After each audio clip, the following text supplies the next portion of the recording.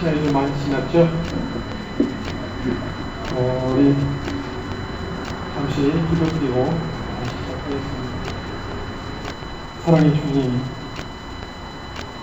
부족하고 연약한 저희들로 하여금 하나님을 알게 해주시옵시고, 특별히 마지막 시대가 가까이 다가오는 것을 깨닫도록 인도하여 주셔서 준비할 수 있도록 인도하여 주신 은혜에 감사합니다. 네.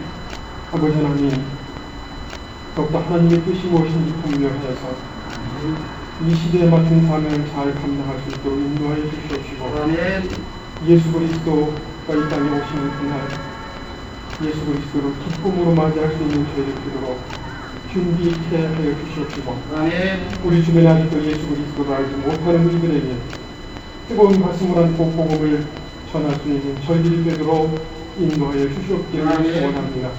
아버지 하나님, 이제 이 시대가 어떤 시대인지 더욱더 확연하게 명료하게 알기를 원하며 무엇을 우리가 준비해야 하는지 아버지 하나님 서로 말씀을 나누려고 합니다.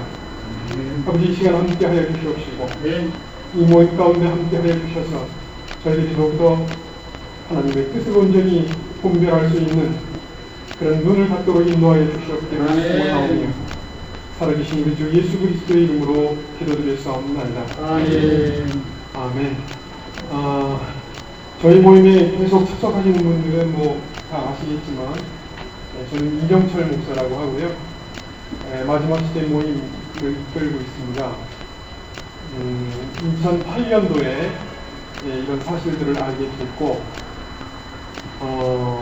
그래서 그때 시대의 징조라고 하는 책을 쓰면서부터 예수 그리스도가 이 땅에 오실 때가 임박했구나 라고 하는 사실들을 알게 됐고 알리기 시작했습니다. 그래서 지금 이제 모임을 1년 6개월 정도 매월 한 차례씩 이렇게 모임을 갖고 있고요. 경기도 지역을 계속 돌아다니면서 모임을 가져왔는데 장소를 빌리는 문제가 쉽지가 않아요. 왜 그러냐면 마지막 때가 가까이 왔다는 것도 목사님들 사이에서도 쉽게 공감을 하기가 쉽지 않고, 공감해 주시는 목사님들은 대부분 또 개척교회 목사님들이세요. 그러다 보니까 장소가 협소하고, 그래서 장소를 얻기가 쉽지가 않고, 이런 좀 문제점이 있었습니다. 그래서 기도하는 가운데 저희가 장소를 이쪽을 고정적으로 이용하겠다는 것은 아니고 주로 이쪽에서 모임을 자주 갖게 될 것입니다.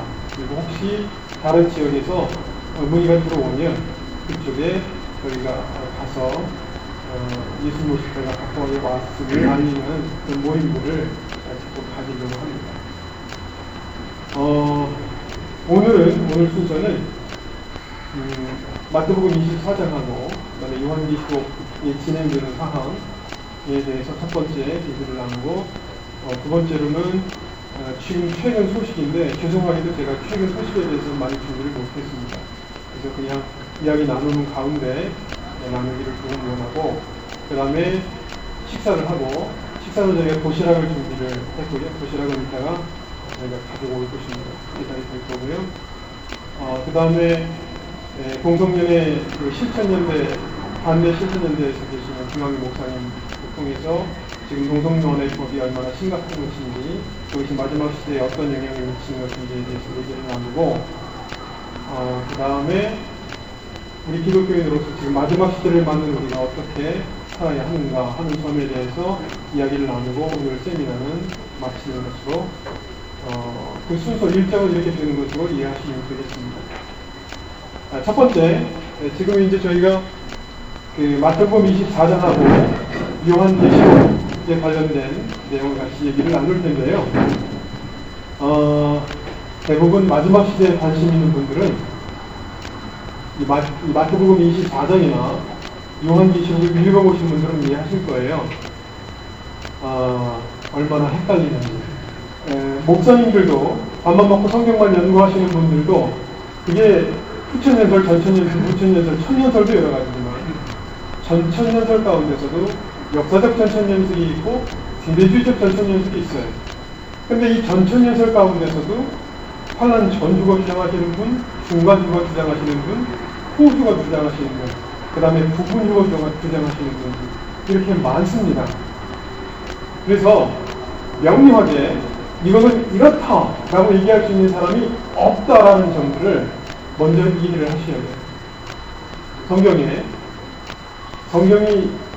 성경을 바라보는 시각 차이가 다양하기 때문에 명료하게 이것은 이때 일어나고 이것은 이때 발생하고 이렇다 얘기를 하기가 어렵다는 거예요.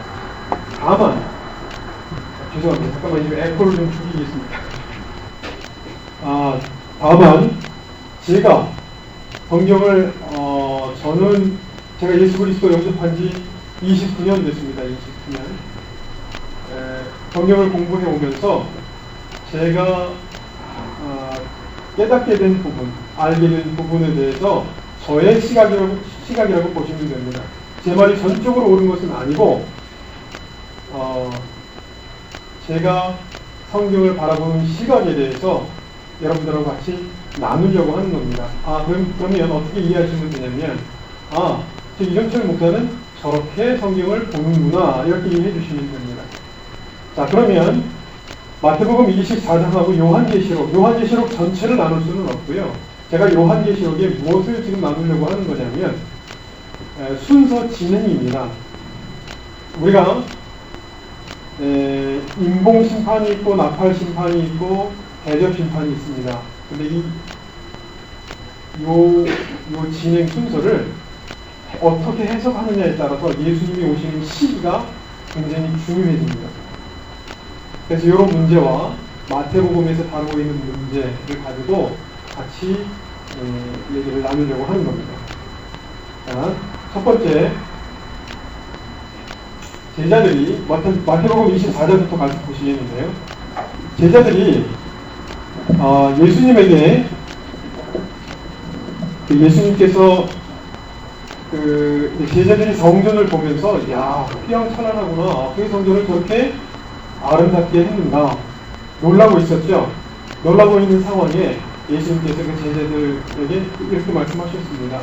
돌 위에 돌 하나도 남지 않고 다 무너질 것이다. 이렇게 얘기를 하셨습니다.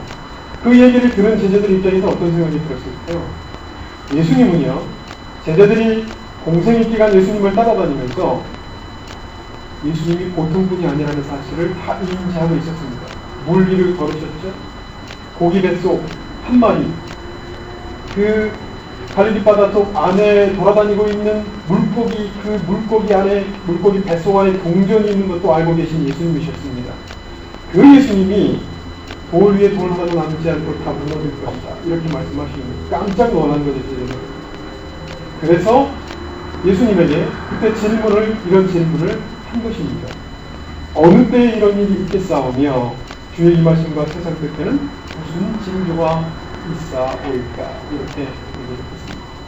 이것을 우리가 세 부분으로 나누면, 디테일하게 세 부분으로 나누면 어떤 때에 성경이 무너지겠습니까? 라고 하는 질문 하나. 두 번째, 주의 임하심에는 어떤 징조가 있겠습니까? 또 세상 끝에는 무슨 징조가 있겠습니까? 이렇게 나눌 수 있습니다. 이렇게 세 가지로 나눌 수 있어요. 그런데 제가 성경을 연구하면서 지금 두 가지로 제가 나눴죠. 어느 때에 이런 일이 있겠사오며 주의 임하심과 세상 끝에는 무슨 징조가 있사오리까? 임하심과 세상 끝을 같은 맥락으로 본 것입니다. 저는 그렇게 봤습니다. 제가 왜 이렇게 보는지에 대해서는 나중에 말씀을 드리겠는데요. 어쨌든 제자들이 이런 질문을 했을 때 예수님께서 마태복음 24장 3절부터 31절까지 앞으로 일어날 일들에 대해서 얘기를 하십니다. 우리 그거 한번 조금 길기는 하지만 같이 한번 보시도록 하겠습니다. 예수께서 대답하여 가라사대 4절입니다. 너희가 사람의 미혹을 받지 않도록 주의하라. 많은 사람이 내게 물어와서 이르되 나는 그리스도로 하여 많은 사람을 미혹해 하리라. 난리와 난리 소문을 듣겠으나 너희는 산과 두려워 말라. 이런 일이 있어야 돼. 끝은 아직 아니니라. 민족이 민족을 나라가 나라를 대적하여 일어나겠고 처처의 기근과 지진이 있으니 이 모든 것이 재난의 시작입니다. 그때 사람들이 너희를 환난에 넘겨주겠으며 너희를 죽이리니 너희가 내 이름을 위하여 모든 민족에게 미움을 받으리라. 그때 많은 사람이 시험에 빠져 서로 잡아주고 서로 미워하겠으며 거짓 선지자가 많이 일어나 많은 사람을 미혹하게 하겠으며 불법이 정함으로 많은 사람의 사랑이 식어지리라. 그러나 끝까지 견디는 자는 구원을 얻으리라. 이 천국 복음이 모든 민족에게 증거되기 위하여 온 세상에 전파되리니 그제야 끝이 오리라. 아멘. 우선 여기까지 우선 보죠. 자, 그러면 예수님께서는 이 마태복음 24장을 통해서 우리에게 굉장히 중요한 이야기들을 하셨습니다. 이 마태복음 24장은 학자들이 대부분 이야기를 요한계시록에 축소판이다 이렇게 얘기를 합니다. 요한계시록의 축소판. 그러니까 요한계시록이 반드시 이 땅에서 되어질 일을 기록한 것입니다. 그 일들을 예수님께서 축소해서 이 마태복음 24장에 말씀하셨다는 거죠. 그럼 마태복음 24장과 요한계시록을 연기하면 조금 더 명료하게 어떤 일들이 벌어지는지 알 수 있지 않을까. 그래서 같이 한번 연결을 시켜본 것입니다. 마태복음 24장의 구성을 보면 이렇게 구성되어 있습니다. 지금 보이시는 것처럼 좀 글씨가 작군요. 성전 파괴에 대한 예언을 예수님이 하셨고 3절의 질문을 받으셨고 4절부터 31절까지 마지막 시대에 대한 예수님께서 예언을 하셨습니다. 그 다음에 32절부터 44절까지는 무화과 나무의 비유와 휴거에 대해서 말씀하셨어요. 그 다음에 45절에서 51절까지는 충성된 종하고 악한 종에 대한 권고를 하십니다. 누가 충성되고 누가 악한 종입니까? 마지막 시대에 어떤 자세로 살아야 하는지 그래서 말씀을 하신 거죠. 그러면 이제 우리가 여기서 지금 논의하려고 하는 부분은 4절부터 31절까지 말씀입니다. 예수님께서 말씀하셨던 내용들에 대해서 어떻게 말씀을 하셨는지. 여러분, 지금 우리는 중동에 이란과 이스라엘의 핵 문제 때문에 서로 대립하고 있는 문제를 아실 겁니다.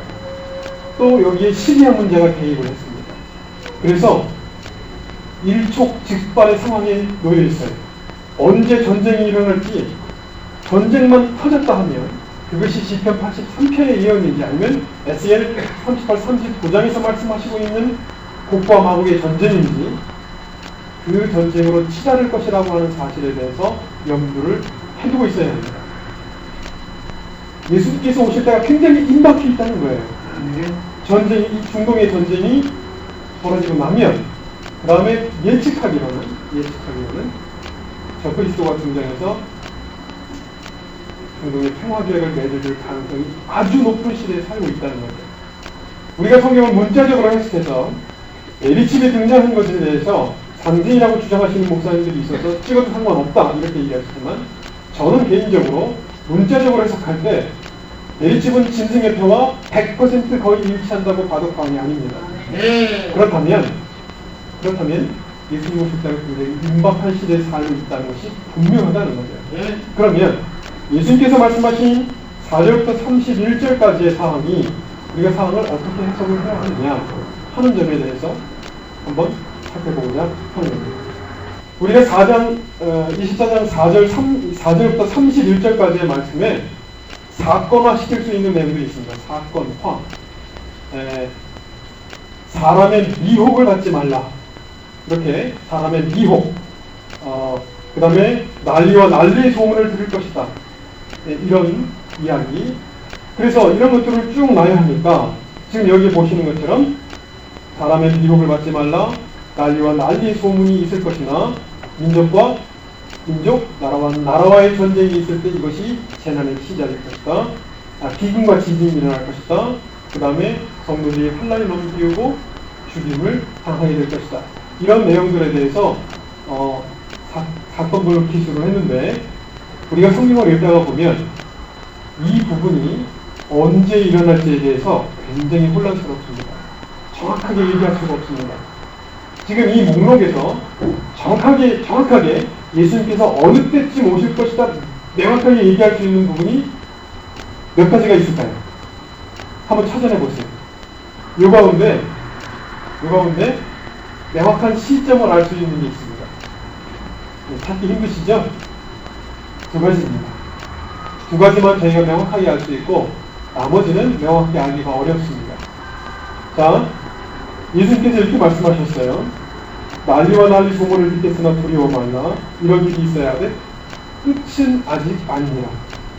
그 다음에 민족과 민족이 나라와 나라를 대적하여 일어나겠고 처처에 기근과 지진이 있으니 이 모든 것이 재난의 시작입니다.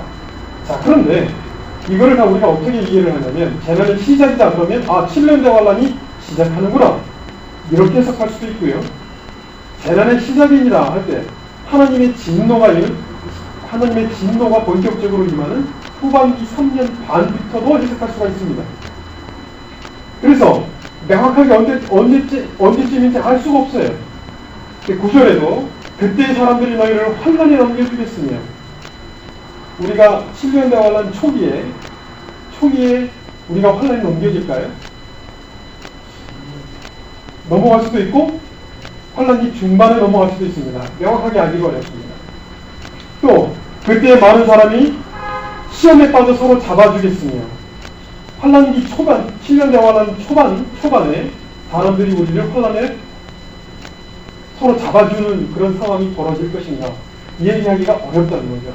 또 불법이 성함으로 많은 사람이 사랑이 식어지리라. 그러나 끝까지 견디는 자는 구원을 얻으리라. 이 천국 복음이 모든 민족에게 증거되기 위하여 온 세상에 전파되니 그제야 끝이 오리라. 그런데 천국 복음이 온 세상에 전파된다는 것이 7년 대환란 전인지 중간인지 끝인지 얘기하기가 어렵다는 것입니다. 천국 복음이 끝까지 전파된다는 것을 환란 전후를 주장하시는 분들은 환란 전이라고 얘기를 해요. 그래서 그때까지 이스라엘의 복음이 들어가는 시점, 그게 땅끝이다. 그때까지 복음이 전파되면 예수님이 오신다. 이렇게 해석을 한다는 거죠. 그러나 환란 후로 휴거가 일어날 것으로 보시는 분들은 그 땅끝까지 복음이 전파되는 것이 환란을 피해서 곳곳에 도망가는 성도들이 가서 복음을 전하고 온 세상의 끝이 그때 복음이 전파되고 끝이 그때 올 것이다. 이렇게 해석을 하기도 한다는 것입니다. 그래서 명확하게 언제쯤인지 알 수가 없어요. 예수님이 말씀하신 이것이 이사야서에 그 메시아가 오시는 시대에 대해서 중복해서 예언을 해놓습니다. 예수님의 초림과 재림을 같이 섞어서 예언을 해놨습니다. 마찬가지로 이 마태복음 24장도 예수님께서 지금 그러면 천국복음이 모든 민족에게 전파되어야 그때 끝이 온다고 말씀하셨으면 이것이 그러면 환란 전반기까지냐? 왜? 15절에 선지자 다니엘이 말한 바 멸망에 가증한 것이 거룩한 곳에 선거들 보거든 읽는 자들 깨달을지니라. 이거는 분명히 우리가 명확하게 이해할 수 있잖아요. 환란 중간이거든요. 그러면 이때까지 환란 세상 땅끝까지 이르러서 예수님께서 복음이 전파된다고 하셨으니까 이때까지가 환란 전반기다. 전반기 끝이다. 이렇게 얘기할 수 있느냐 하는 거죠. 그렇게 해석할 수가 없습니다. 예수님께서 여기 4절부터 14절까지 이 천국 복음이 모든 민족에게 증거 되기 위하여 온 세상에 전파되니 그제야 끝이 오리라. 이것이 환란이 끝까지 묘사하고 있는 것일 수도 있다는 것입니다. 이것을 염두에 두셔야 된다는 거예요. 성경을 보실 때. 제가 왜 이것을 이렇게 말씀하느냐 조금 더 뒤에 말씀드릴게요. 자, 우리가 지금 이 쭉 나열해 놓은 이 사건 가운데서 마태복음 24장에서 뽑은 거예요. 이 사건 가운데서 멸망에 가증한 것이 거룩한 곳에 선 것을 보거든. 요거 하나. 그 다음에 인자의 징조가 하늘에서 보이겠고, 요 두 가지 그 사실만 알 수 있습니다. 명확하게 알 수가 있어요. 그거 좀 이따 설명해 드리고요. 제가 지금 같이 이제 질문을 한번 해보고 싶은 것은 이런 점이죠. 7년 대환란의 시간적인 배열이 이 마태복음 24장이 그대로 배열되어 있는 것인가? 시간적인 배열이라고 말하기 어렵다는 겁니다. 시간적으로 배열하는 것이라면 그러면 우리가 이렇게 얘기할 수 있죠. 예수님께서 휴거에 대해서 언제 말씀하셨죠? 마태복음에 보면 휴거에 대해서 말씀하시는 것은 40절부터입니다. 그러면 휴거는 40절에 발생한다고 보면 환란이 다 끝난 다음에 일어난다. 이렇게 해석할 수도 있어야 되느냐? 무화과나무의 비유를 배우라 하는 것이 32절입니다.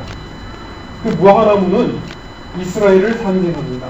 그렇다면 먼저 예수님께서 말씀하셨어야 합니다. 뭐 이런 이야기를 할 수 있다는 거죠. 아니 마태복음 24장 전체를 논하죠. 그래서 명확하게 예수님께서 말씀하신 것이 시간적인 배열이라고 얘기하기 어렵다는 것입니다. 다만 우리가 알 수 있는 것은 다니엘이 나라가 멸망에 가증한 것이 거룩한 곳에 서는데 그때를 알 수 있다는 것. 그 다음에 인자의 징조가 하늘에서 보이는 때 그때가 어느 때냐 성경에서는 명료하게 말씀하고 계십니다. 환란 후예라고 그날 환란 후예라고 29절에 말씀을 하고 계시다는 거예요. 그럼 7년 대환란이 다 끝나면 대환란이 거의 끝날 무렵에 예수님께서 영광의 천사들과 함께 오신다. 인자의 징조가 하늘에서 보이겠고 땅의 모든 족속들이 보고 통곡을 할 것이고 그런 상황들에 대해서 명료하게 우리가 딱 시점을 알 수 있는 것은 두 군데 뿐이라는 거죠.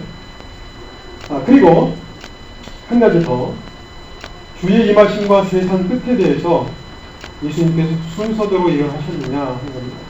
마태복음 24장이 제자들이 부를 때 주의 임하심과 세상 끝에는 무슨 징조가 있사오리까 예수님께서 그렇게 대답을 하실 때 그러면 주의 임하심을 먼저 얘기하고 세상 끝을 먼저 나중에 얘기하셨느냐 하는 거죠. 마태복음 24장에는 세상 끝에 벌어질 이야기들을 먼저 기술하셨습니다. 그 다음에 주의 임하시는 것에 대해서는 40절에 말씀을 하셨다는 거죠. 휴거가 언제 일어나느냐 하는 점은 굉장히 복잡한 문제입니다. 그게 단순하지가 않아요. 왜 예수님께서 이것을 가려놓으셨느냐? 그런데 이제 오늘 저는 제 견해를 얘기할 텐데 어쨌든 예수님께서는 주의 임하심과 세상 끝에 대해서 순서대로 말씀하지 않으셨다는 거예요. 그 다음에 명확하게 알 수 있는 사건의 시점은 이렇게 두 가지 뿐이고요. 그 두 가지를 우리가 명확하게 어떻게 알 수 있느냐? 다니엘서 9장 27절에 그 일의 절반에 제사와 예물을 금지할 것이며 잔포하여 미운 물건이 날개를 의지하여 설 것이며 그 잔포하여 미운 물건이 날개를 의지하여 선다. 이것을 대부분 많은 목회자나 신학자들이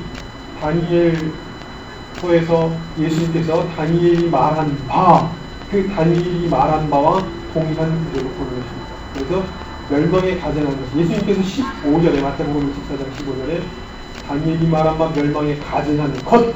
그것이 바로 잔포하여 미운 물건. 이것과 동일하다는 거죠. 그래서 그것이 멸망에 가증한 것이 거룩한 곳에 선 것을 보거든 하는 그 순간이 언제냐? 여기 그 일의 절반, 한 일의 절반이다. 그래서 환란 전반기가 끝나고 후반기가 시작되는 1260일 그 시점이다라고 명확하게 얘기할 수 있다는 거죠. 마태복음 24장 20절에 그날에 대해서 그날에 너희가 너희에 도망하는 일이 겨울이나 안식일이 되지 않도록 주의하라. 안식일이 되지 않도록 기도하라. 이렇게 말씀하셨어요. 안식일이 되지 않도록. 그날이 겨울이고 안식일이 라는 얘기일까요? 아닐까요? 바로 그날이 무슨 날이냐면 안식일이라는 날입니다. 그날은 겨울이고 적그리스도가 거짓 선지자가 그 우상을 예루살렘 성전에다 세우는 그 날은 시기적으로 겨울이고 안식일이라는 거예요. 그것을 역설적으로 표현을 해놓으신 것입니다. 그러면 명확하게 우리가 시점을 알 수 있어요. 7년 다환란의 중간이고 그날은 겨울이며 그날은 안식일이 될 것이다. 이 점은 명확하게 얘기할 수 있다는 거죠.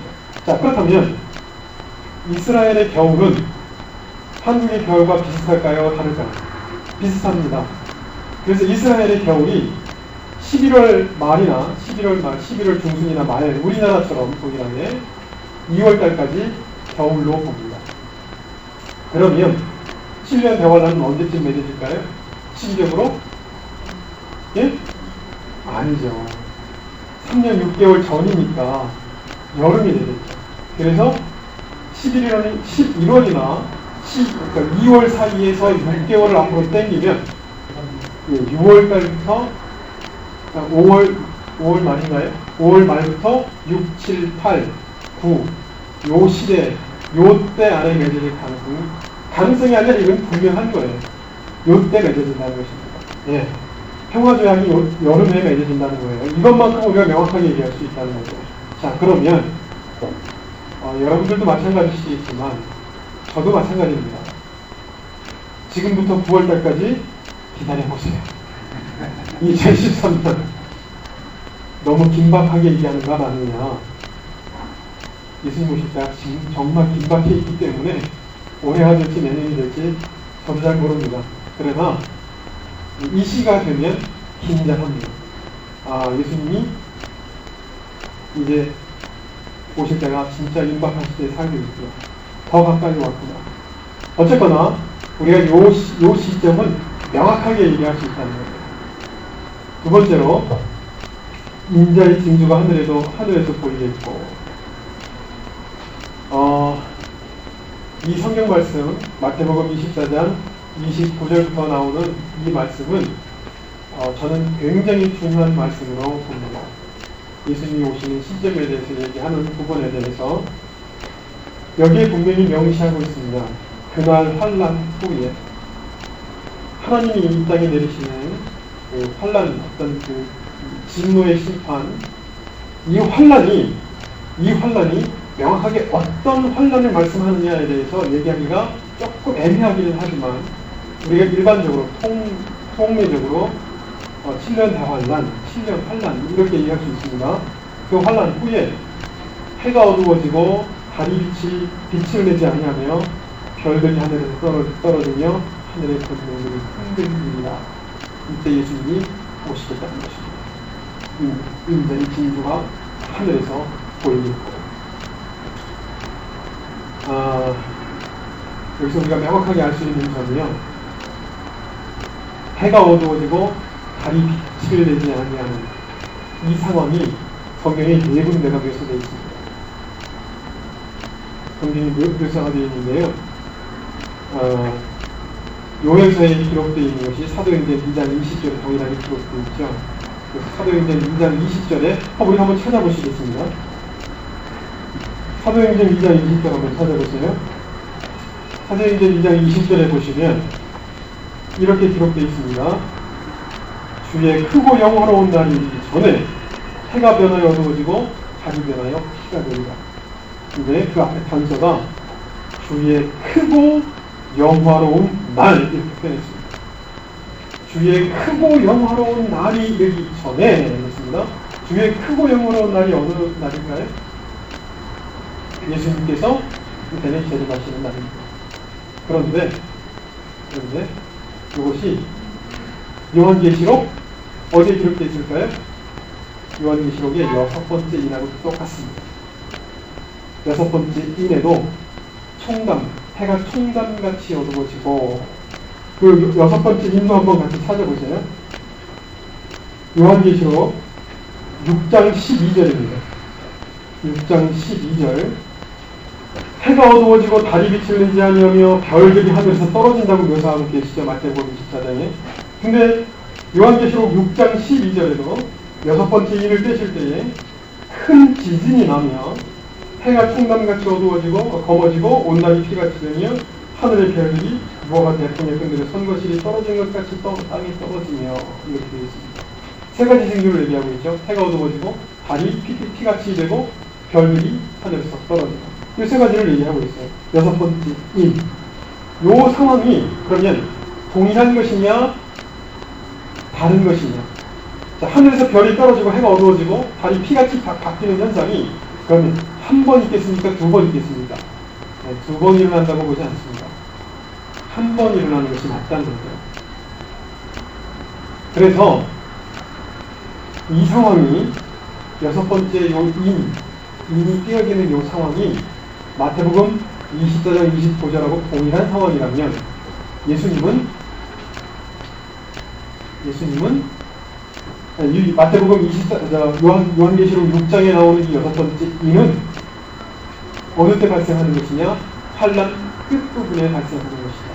자, 그러면 요한계시록의 스펙트럼이 여러분 어떻게 한번 대충 감이 오시나요? 네, 뭐 그 부분은 조금 이따가 다시 얘기하기로 하고,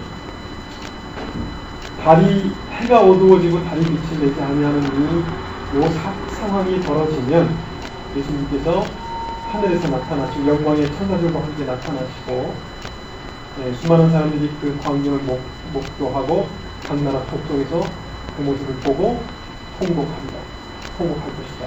이렇게 성경은 기록하고 있죠. 그러면 성경에서 얘기하고 있는 이 여섯 번째 그 여섯 번째 인이 언제, 요한계시록에서 말씀하시고 있는 여섯 번째 인이 언제 벌어지는 것이냐에 대해서 요한계시록을 바라보는 시점, 대표적인 시점은 우리가 지금 여기 보시는 것처럼 이렇게 나열할 수 있습니다. 학자들마다 그 해석하는 시점의 차이가 있어요. 그래서 인봉심판이 먼저 일어나고, 그 다음에 일곱 번째 인이 띄어지면서 나팔심판이 비롯되고, 일곱 번째 나팔심판이 끝난 다음에 대접심판이 이렇게 벌어지고, 이렇게 이해하시는 분들, 순서대로, 시간적인 배열 순서대로 진행된다, 이렇게 보시는 분들이 있고요. 그 다음에 두 번째, 그 인봉심판도요, 시간 배열로 하시면서도 인봉심판을 어떻게 해석하시는 목사님들 계시냐면, 초대교회 때부터 그 인봉심판이 떼어져서 지금까지 진행되는 것으로 해석하시는 분도 계세요. 그러나 저는 그렇게 보지 않습니다. 인봉심판이 환란, 7년 내와 환란 초반기부터 떼어지는 것으로 보는 것이 타당하다고 봅니다. 저 같은 경우는. 그래서 지금 여기 세 가지 다 7년 내와 환란이 시작되면서 시작되는 관점을 얘기한 것인데요. 이 인봉심판이 지금 가장 우리나라에 많이 영향을 끼쳤다라고 하는 라킨스라고 하는 분이 계세요. 라킨스라고 하는 신학자인데, 이분 같은 경우는 예언을 연구를 하면서 우리나라 목회자들한테 굉장히 많은 영향을 끼치신 분이에요. 디스펜셔널 밀레니엄이라고 해서 이 세대를 구분해가지고 그림을 그리시는 분인데, 그 그림을 제가 먼저 보여드릴까요? 그건 좀 이따. 그리고 나서 그 이후에 학자들 사이에 다시 거론되고 있는 내용들, 이 두 번째고요. 그 다음에 세 번째는 제 시각이에요. 제가 바라보는 시각인데, 다양하지만, 학자들마다 다양하지만, 제가 보는 견지에서 세 번째가 가장 타당하다고 생각을 하는 겁니다. 그러나 이거는 정확하지 않아요. 제가 바라보는 시각일 뿐이지, 그렇다고 단정적으로 얘기할 수는 없습니다. 다만, 지금 여기 이 윗부분에 이렇게 인봉심판이 맨 마지막에 인봉심판 벌어지는 것까지 이렇게 나열이 된다는 겁니다. 환란 전체는. 제 시각은. 그 다음에 나팔심판이 환란 후반기 때부터 비롯된다는 거죠. 후반기 때부터 비롯되고, 그 다음에 대접심판이 어느 시점부터 진행된다. 어떤 학자는 나팔심판과 그 다음에 대접심판 동일한 시점으로 비롯된다고 하시는 분이 있고요. 이렇게, 그러니까 가로로 동일한 시점에 비롯된다는 분이 있고, 세로로 동일한 시점에 같이 쏟아진다는 이렇게 주장하시는 분들도 계세요. 시각은 다양하지만 제가 바라보는 관점에서 왜 이렇게 얘기를 했는지 이게 이제 그 라킨스의 차트입니다. 여러분 이거 종말론에 관심 있는 분들은 많이 보셨을 거예요. 이 라킨스의 차트가 이게 하나뿐이 아닙니다. 한 30장가량 돼요. 이분이 갖고 계신 그 차트가 마지막 시대에 관련된, 그 다음에 성경 전체에 관련된, 그래서 그런 내용들을 대부분 인터넷에 다 공개되어 있습니다. 그래서 여러분들이 이 라킨스의 차트를 찾으시면 세대주의적 그 전천연설을 주장하시는 분인데요. 이분 차트를 다 보실 수 있어요.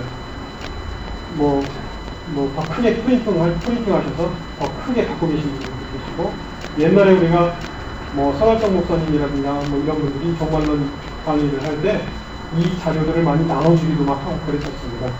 그런데 이 라킨스 같은 경우는 조금 해서 잘 보이시는지 모르겠지만 이 첫 번째 여기부터 여기까지가 환란이에요. 7년 대환란인데 이 앞에 인봉심판, 그 인봉이 개봉이 된다라고 해석을 한 거죠. 그 다음에 나팔입니다. 이게 나팔심판이 있고 적그리스도 사탄이 하늘로부터 쫓겨나고 그 다음에 여기 그 대적심판이 비롯되고 이렇게 해석하셨다는 거죠. 참고로 한번 보시라고 이거는 말씀을 드린 거예요. 그리고 이제 지금 이 부분에 대해서는 이 차트는 미국에서 새로운 시각으로 이제 마지막 시대 상황들을 해석하시는 분들이 계신데 이분들은 환란 후 휴거설을 주장하시는 분들입니다.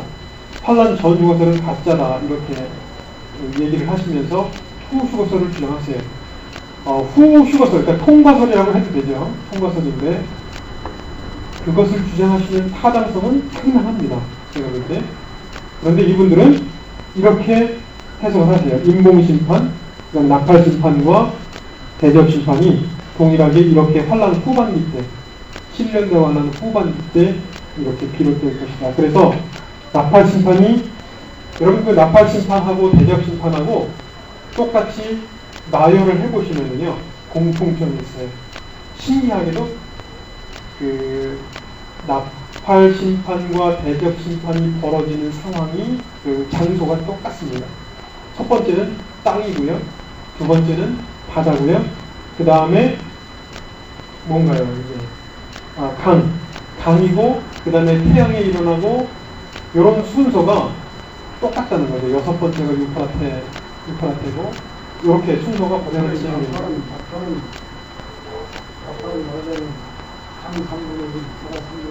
예, 그렇게 되는데 예, 대접은 이 전체고요. 나팔은 3분의 1씩인데 장소가 똑같아요. 그래서 이제 이분들은 나팔 같은 경우는 시점을 알리는, 발생의 시점을 알리는 거잖아요. 그래서 3분의 1이 그런 재앙이 벌어지면서 그것이 전체로 전개되는 것이 대적심판이 아닌가 이렇게 해석하기도 한다는 거죠. 그래서 동일한 시점으로 이렇게 보시기도 한다는 거예요. 대접은 첫 번째 대접부터 예, 그렇죠. 예, 장모님 너무 잘 알고 계세요. 자, 보세요. 그런데 제가 이제 세 가지 관점으로, 제가 세 번째 관점, 아까 말씀드렸던 것처럼 후반기 때 나팔이 시작되고 그 다음에 중반부터 대접심판이 시작돼서 여섯 번째 인이 떼어지는 것과 일곱 번째 나팔과 그 다음에 대접심판 벌어지는 그 상황이 거의 동일한 시점이다라고 보는 이유입니다. 자, 보세요.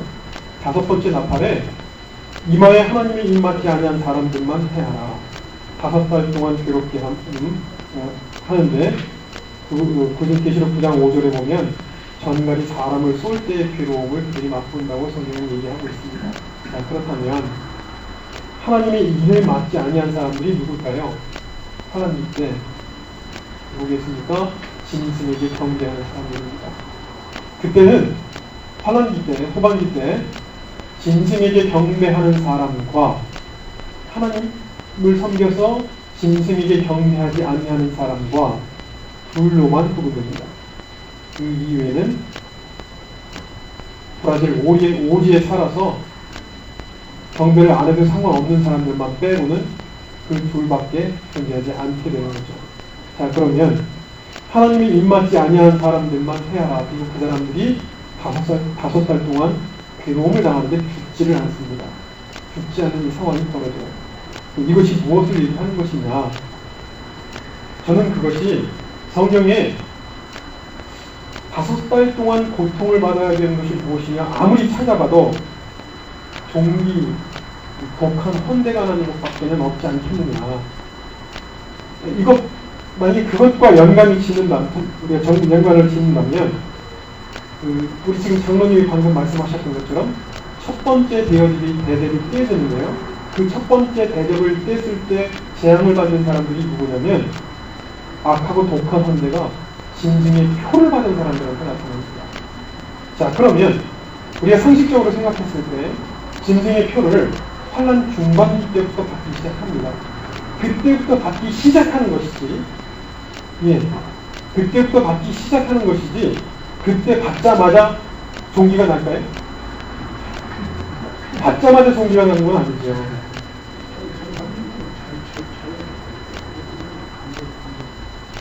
충분히 그렇게 가능성이 있는 말씀을 하셨는데, 환란 전반기 때는 아마 받으라고 권고하거나 이렇게 얘기를 하겠죠. 그러나 후반기 때는 강제적으로 몸에 삽입을 하겠죠. 그런데 몸에 삽입한 연후에 종기가 나기 시작하는데, 종기가 나는 게 언제쯤이나 종기가 나겠느냐? 일정 시간이 분명히 경과할 거라는 거죠. 일정 시간이 경과하는데, 시간이 경과하고 종기가 나서 그 종기가 사람들에게 큰 고통을 안겨주는 시기가 올 것이다. 그렇다면 이것이 하나님의 인을 맞지 않은 사람들이 5달 동안 괴로움을 당하는 것과 일치할 가능성이 높다. 이렇게 보는 것입니다. 우리가 성경 인봉심판과 나팔심판과 그 다음에 대접심판을 해석을 할 때 앞에서 해석하지 말고요. 시간 순서대로 뒤부터 해석하시면 오히려 더 해석하기 쉬우실 수 있어요. 6번째 인 시작이 되죠. 끝에서부터 7번째 나팔부터 끝에서부터 시작이 되죠. 왜 제가 7번째 나팔이 6번째 인하고 동일한 시점이냐라고 하는 점을 좀 이따 말씀드리겠습니다. 그 다음에 대접심판부터 끝에서부터 보시면 성경이 우리가 앞에서부터 보는 것보다 명료하게 요한계시록을 해석할 수 있다. 이렇게 볼 수 있다는 거죠. 그리고 6번째 나팔 때 유프라데 강이 지금 시리아와 그 다음에 이라크 이런 지역을 경유해서 중동 전체, 터키부터 연연하는 거예요. 터키부터 흘러내려오면서 그게 그 중동 전체를 아시아 지역하고 중동 전체, 동아시아 지역하고를 가르고 있습니다. 유프라테스 강.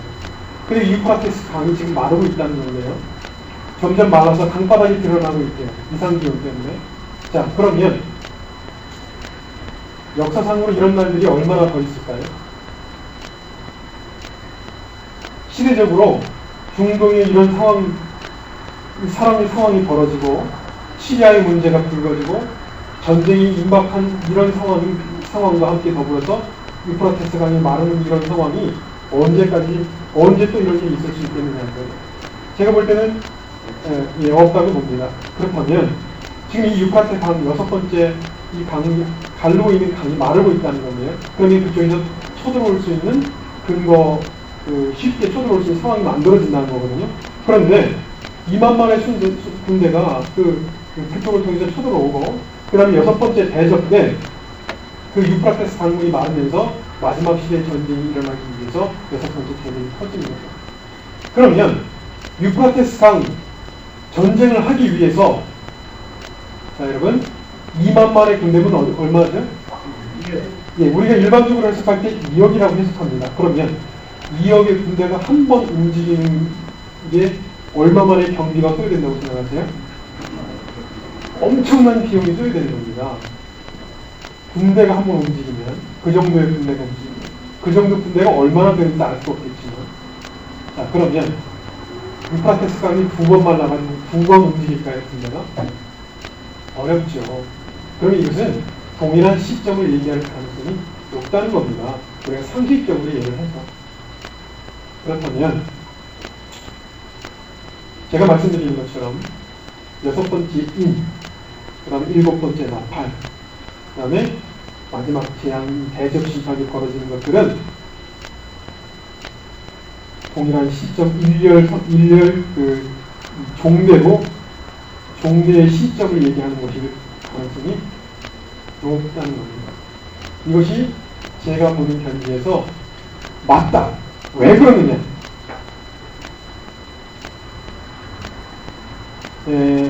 요거는 아까 제가 말씀드린 거고요. 자, 제가 이제 왜 자꾸 이 말씀을 드리냐면요.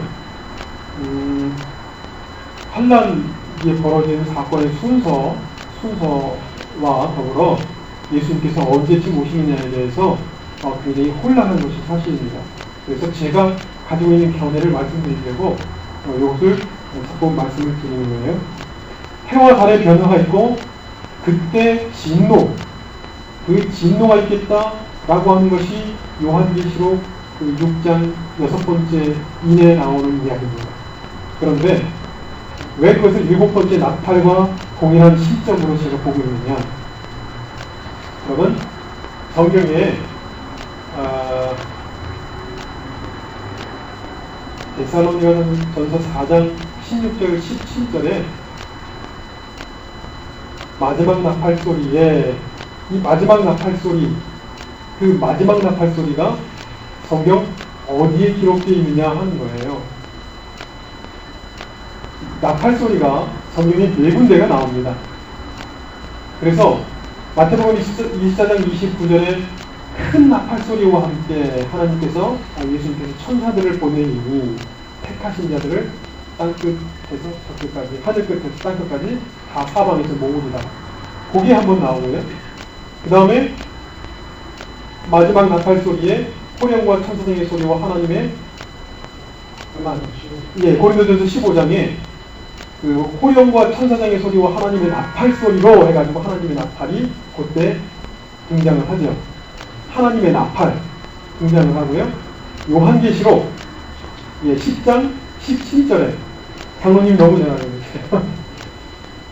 요한계시록 10장 7절이죠. 10장 7절에 7번째 천사가 부는 나팔 소리, 그 다음에 마지막 나팔 소리, 이렇게 해서 4군데가 등장합니다. 이 나팔 소리가 동일한 시점일까요? 분리된 시점일까요? 다 따로따로일까요? 아니면 어떤 건 같고 어떤 건 다를까요? 제가 볼 때는요, 이 시점은 똑같습니다. 제가 볼 때는 다 똑같습니다. 그럼 왜 제가 이러는지 지금 말씀을 드릴게요. 부활의 기회가 우리가 고린도전서 15장 20에서 24절에 아담 안에서 모든 사람이 죽은 것 같이 그리스도 안에서 모든 사람이 삶을 얻으니 첫째는 첫 열매는 그리스도요. 그 후에는 첫 열매는 그리스도요. 그 다음에는 예수 그리스도 강림하실 때 그에게 붙은 자요. 그 후에는 나중에 저가 모든 정사와 원수와 능력을 멸하시고 나를 아버지 하나님께 바칠 때라. 성경에 아담 안에서 모든 사람이 죽은 같이 그리스도 안에서 모든 사람이 삶을 얻으리라 기록되어 있는 것은 이 고린도전서 15장 20절에서 24절까지밖에 없습니다. 근데 여기서는 딱 3번의 부활만을 얘기하고 있다는 거예요. 첫 번째, 예수 그리스도의 부활. 이미 지나갔습니다. 예수님이 신령한 몸으로 부활을 하셨어요. 그 다음에 그리스도 강림하실 때 그에게 붙은 자요라고 말씀하셨죠. 그리고 그 후에는 나중이니, 요 3번째가 논란이 되고 있습니다. 환란 전을 주장하시거나 중간을 주장하시는 분들은 이 그 후에는 나중이니가 7년 대환란 끝이라고 말씀하시는 거예요. 그런데 그 후에는 나중이니가 천년왕국 끝을 얘기한다고 역사적 전천년설을 주장하시는 분들은 그렇게 해석합니다. 그런데 그것이 타당합니다. 왜 타당하냐? 천년 왕국 때 육체를 입고 사는 사람이 있습니다. 그 사람들이 영원한 세상에 들어갈 때 신령한 몸을 입고 들어가야 합니다. 그들도 해. 그래서 부활의 기회는 단 한 번이라는 것입니다. 우리 오늘날 현대 우리를 이 시대를 살아가는 이들에게 우리가 신령한 몸으로 바뀔 수 있는 불갑을 썩을 것이 썩지 않을 몸을 입는 그 시점은 딱 한 번이라는 거죠. 자, 그렇다면 목사님들 중에는 물론 동의하시거나 동의 못하시는 분들도 계실 거예요. 그러나 이정철 목사가 가장 견해라고 생각하시고 그냥 한번 들어보시면 좋겠습니다. 자, 그러면 성경에 예수님이 예수님이 재림하신다 라고 하는 구절이 있을까요?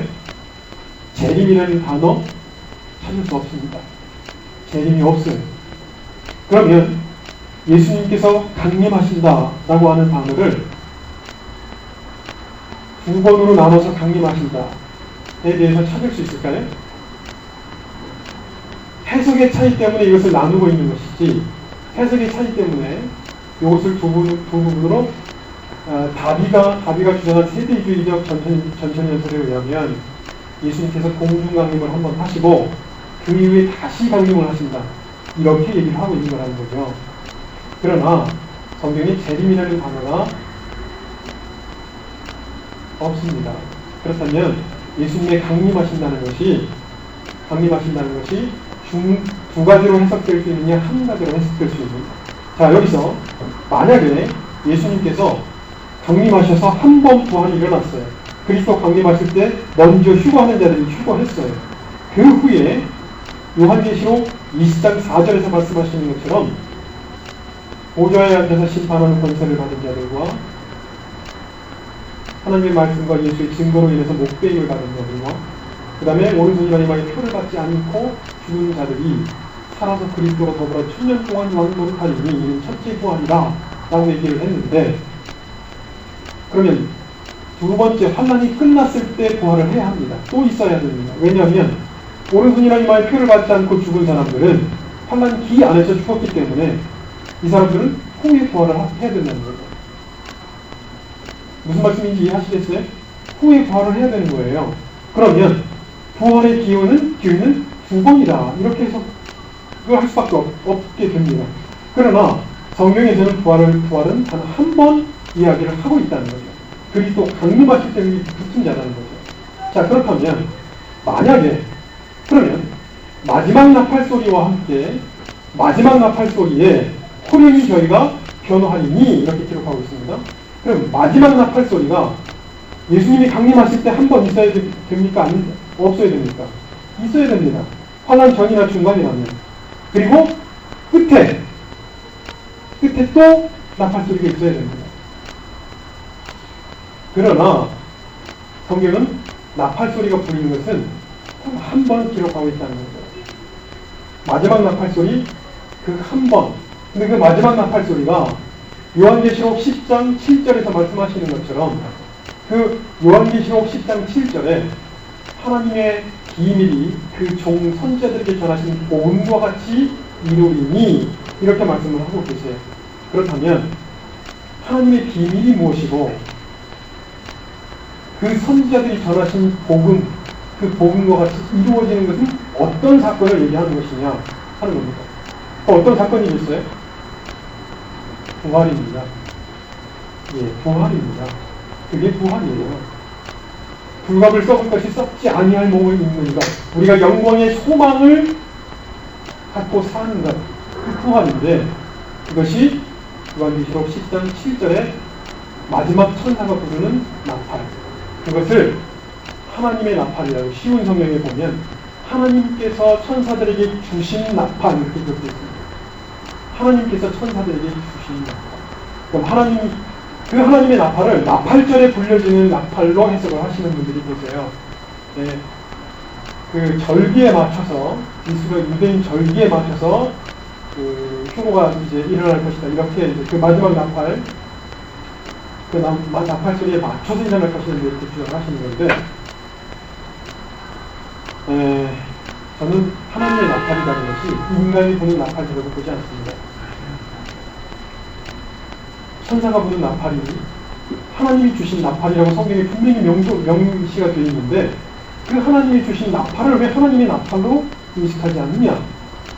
자, 그리고 왜 제가 예수님께서 우리가 오신 시점이 이 6번째 인과 동일한 것이냐 저렇게 얘기를 하냐면,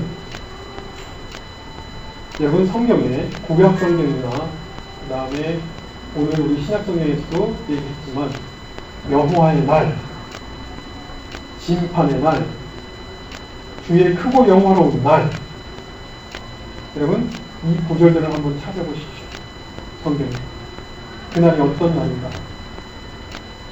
성경에서 계속 말씀하시고 있는 그 여호와의 날, 주의 크고 영화로운 날, 주께서 임하시는 날, 그 날로 표현되어 있는 그 날이요, 날은 하루입니다.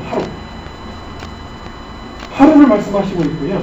그 날에 어떤 일이 벌어질 것이라고 성경에 기록하고 있냐면, 하나님의 말씀에 순종한 자들에게 상을 주시고, 하나님의 뜻에 순종하지 않고 자기 뜻대로 살아가는 자들에게 징벌을 내리시는 때라고 기록하고 있습니다. 그것이 성경에서 여호와의 날, 주의 날, 심판의 날, 주의 크고 영원한 날, 이 부분을 찾아보시면 그 한 날에 그것이 이루어진다고 성경은 기록하고 있습니다. 그렇다면 왜 환난 전이나 중간이 문제가 되냐면, 요한계시록과 성경 전체와 일치하지가 않는다는 거예요. 주의 날이라고 하는 시점, 우리가 부활이라고 하는 시점이 단 한 번뿐이라면, 요한계시록 20장 4절에 말씀하시는 것처럼 오른손이나 이마에 표를 받고 죽임을 당한 자들이 살아나야 됩니다. 그것을 성경에서는 첫째 부활이라고 얘기하고 있습니다.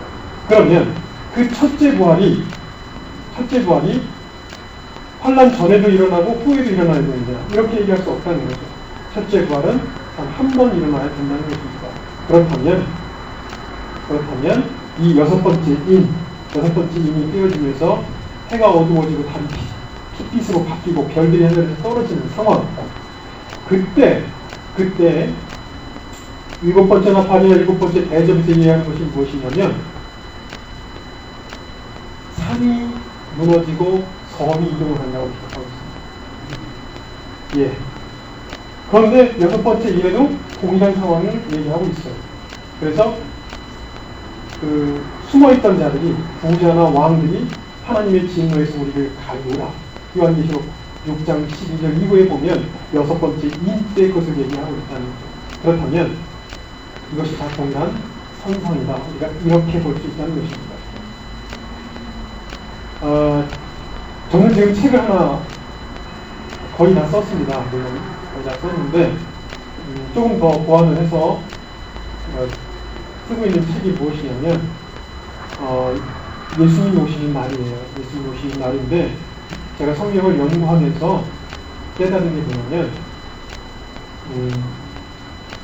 제가 처음에 예수를 믿을 때 환난 전에 예수님을 우리가 휴거할 것이라고 믿고 그렇게 신앙생활을 해왔습니다. 그런데 공부를 하면서 환난 중간 휴거설이나 후 휴거설, 부분 휴거설 주장하시는 분들의 논지를 보면서, 야, 이게 굉장히 어려운 문제로구나. 그래서 중립을 지키기 시작했어요. 명확하게 언제 예수님 오시는지 잘 모르겠습니다. 전에 오실지 중간에 오실지 후에 오실지 잘 모르겠어요. 다만 성경에서 이렇게 얘기하고 있습니다. 남들이 물어볼 때 혹은 남하고 얘기할 때 그렇게 얘기를 했습니다. 그런데 제가 최근에 성경을 몇 년 전부터 연구를 하면서, 예수님은 이때 오시는 것이 확실하구나 라고 하는 것이 환난 후입니다. 그래서 예수님은 환난이 끝날 때 그때 강림을 하시면서 죽어 있었던 사람들이 먼저 살아나고, 그 후에 살아남은 자들이 휴거하는 겁니다. 살아남은 자들이 휴거하고 버림을 당하는 자들이 있고 데려감을 당하는 자들이 있다, 이런 결론을 얻었습니다. 그것이 제가 명료하게 될 수 있는 증거만 7가지입니다. 조금 전에 말씀드렸던 것처럼 부활의 기회는 3번인데 우리에게는 한 번밖에 없다. 만약에 환난 전에 휴거가 있다면 오른손이나 이마에 표를 받지 않고 죽은 사람들이 살아서 1000년 동안 왕노릇 한다고 했는데, 이것이 첫째 부활이라고 했는데, 그러면 첫째 부활의 그 시점이, 첫째 부활은 분명히 나팔이 울리는 순간에 일어나야 하는 것입니다. 그렇다면 마지막 나팔이라고 하는 것이 여러 번 걸쳐서 혹은 환란 전이나 중간이나 후에 일어날 수 없다는 거죠. 그렇다면 한 번 일어난다고 하는 전제에 환란 후가 맞다. 그 다음에 주의 날이라고 하는 것을 연구를 해보니까, 제가 책을 쓴 부분에 대해서 지금 다 기억을 하긴 어렵지만, 여러분 주의 날, 여호와의 날, 심판의 날, 그걸 한번 연구를 해보세요. 집에 가서 찾아보세요. 동일한 날을 얘기합니다. 상주시고 심판하시는 날, 동일한 날을 얘기하고 있습니다. 분리된 날이 아니에요. 그 날이. 목사님, 예. 그런 있잖아요. 예. 에레미야 30장에 보면 야곱의 권한의 때라고 나왔습니다. 그게 지금 그게 하나님이거든요. 네. 그러면 날과 때 있지 않습니까요? 예. 한 날은 왜냐면 베드로에서는 있잖아요. 한과 천년하고 승리 아주 같다는 건데 예, 예. 그 날을 한 날로, 왜냐면 어느 한 날로 지정이 해버린다고는 모든 성경이 있잖아요. 네. 엎어지고 뒤집어지고 못 여기 대해서는 생각 안 해보셨습니까? 이게 왜냐면 7년 대우 환란이라는 것도 있지 않습니까? 한때, 둘때, 반때는 있잖아요. 예. 그러면 이건 1년으로도 생각할 수가 있는데, 고난의 때 하면, 야곱의 고난의 때 하면 7년을 왜냐면 이야기한단 말입니다. 그래서 이제 지금 목사님 말씀하시는 것은 그 야곱의 때를 면케하리니, 이제 그 말씀하고 이제 연관돼서 말씀을 하시는 것 같은데요. 지금 입장 중에서 목사님께 내가 물어볼게요. 네. 교회가 얼려붙은 게 우리가 원래 교회 시대가 얼려붙은 게 교회가 언제 유구합니까? 예, 예. 강의 끝난 다음에 예. 일단 목사님의 자기가 네, 네. 날과 때 있지 않습니까? 예, 예. 그것에 대해서 너무나 왜냐면 복잡한 일들이 그래서 지금 저도요, 그 이제 환란의 때를 면케하리니 그 말씀을 근거로 해서 7년 전에 준비된 성도들을 데려가는 것이 아니겠는가, 이렇게 생각을 했었습니다만, 우리가 그 원어를 보면 그게 그 면케하리니가 이스케이프로 되어 있습니다. 그러니까 피한다는 개념, 도망가게끔 한다는 그런 개념으로 이야기를 하고 있어요. 또 그 다음에 누가복음 21장인가요? 16장에서도 그런 말씀을, 동일한 말씀을 하시거든요. 그것도 또 킬이라고 하는 단어로 되어 있습니다. 그래서 명확하게 그날 데려간다 이렇게 이야기가 어렵다는 거죠. 그 다음에 교회라고 한 것이 그 4장 1절 이후부터 그 19장까지 21장까지인가요? 교회가 등장하지 않습니다. 우리가 이 교회라고 하는 용어가, 그러면 그 바울이 얘기를 할 때 교회를 명확하게 그럼 어떻게 규정을 했느냐? 그 데살로니가 전서인가요? 고린도전서인가요? 예, 예. 이 교회라고 하는 개념을 얘기를 할 때, 예. 그리스도 안에서 신실한 자들에게 편지하노니, 그리스도 안에 있는 성도들과 신실한 자들에게 편지하노니, 이렇게 얘기하면서 그 성도와 신실한 자들을 구분하기도 하고 동일하게 얘기하기도 합니다. 그런데 그 전제가 교회예요. 교회를 다 그들을 가리켜서 얘기를 하고 있다는 거죠. 그런데 요한계시록 중간에 가보면 성도들이라고 하는 단어, 세인트가 바로 교회인데, 그 교회라고 하는 에클레시아가 등장하지 않는다는 것 뿐이지 세인트라고 하는 단어는 다 등장한다는 거죠. 계시록 안에. 그렇다면 성도는 교회가 아니냐, 그렇게 얘기할 수 없다는 겁니다. 이제 그런 차원에서 우리가 명확하게 그런 교회는 데려감을 당하고 준비하지 못한 신부들은 버림을 당하는 것이냐, 이렇게 얘기하기가 어렵다. 제가 아까 말씀드렸던 것처럼 우리가 부활은 3번인데 그 3번 가운데 그리스도 강림하실 때 그에게 붙는 그 기회 꼭 한 번뿐이라면 논리적으로 가장 그러니까 상식적인 선에서 성경이 모순이 없으려면 환란 후가 더 정확하다는 것입니다. 네, 그렇게 본다는 거예요. 제 시각은 네, 그렇게 이해해 주시면 좋겠고요. 예. 바로 이 시점이 그래서 산과 섬이 이동하고 그때 큰 지진이 발생합니다. 큰 지진. 세상에서 이러한 지진이 없었더라. 그렇게 묘사되고 있는 지진이 요 일곱째 대접 때 나타난다는 거죠. 그래서 이 시점이 다 동일한 시점이라고 보고 있다는 겁니다. 그러니까 제가 본 성경적인 관점이에요. 그렇게 이해해 주시면 되겠고요. 자, 그러면 마태복음과 요한계시록에 제가 명확하게 정확하다라고 하는 시점에 대해서 말씀드린 것이요.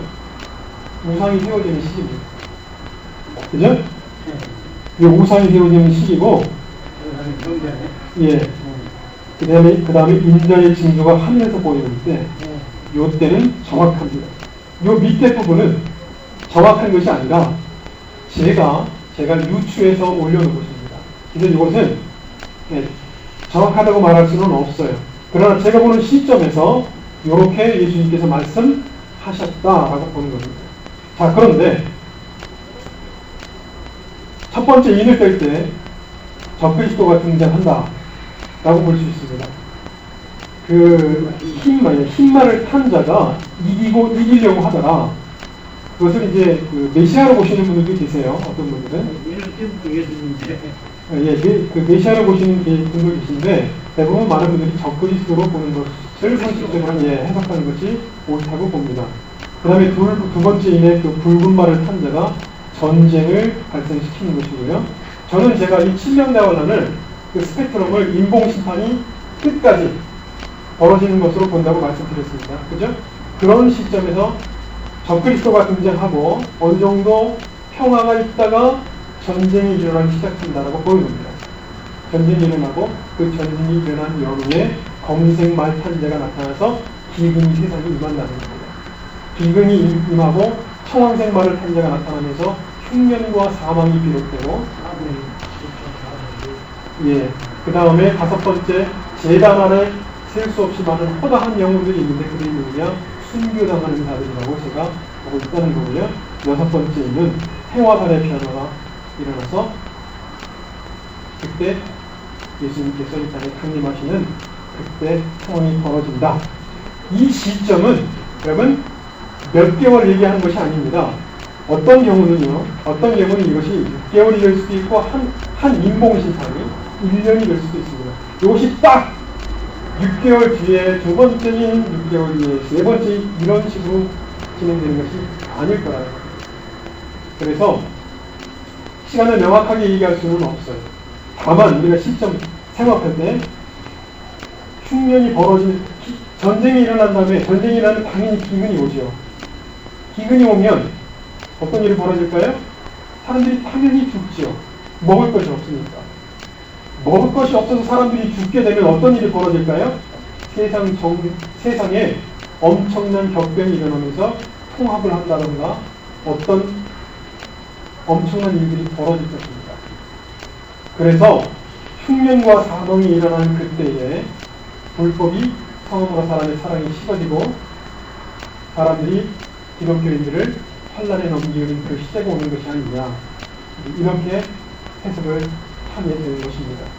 그래서 마태복음 24장 4절부터 14절까지 제가 나눈 것이, 왜 14절까지 나눈 이유는요, 15절부터는 특별히 어떤 사건에 대해 말씀하시는 것이 아니라 우상의 적그리스도, 예루살렘 성전에 적그리스도 우상이 세워지는 것 15절부터 딱 두 가지 사건밖에 얘기하지 않습니다.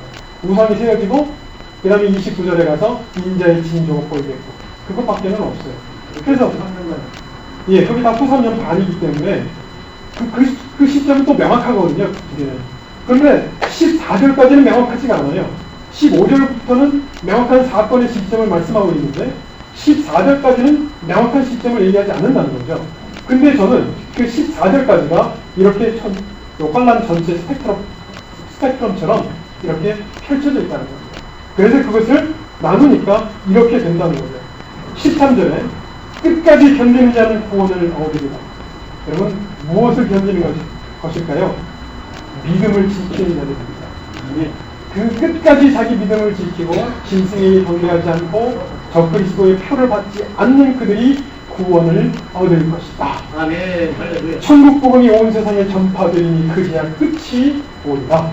네. 그에 이어서 그 14절까지 말씀을 하고 계시다는 거죠. 저는 이것을 성경을 제가 해석할 때 이 견지대로 해석하는 것이 올바르다고 보는 겁니다. 그래서 이렇게 진행되고, 그러면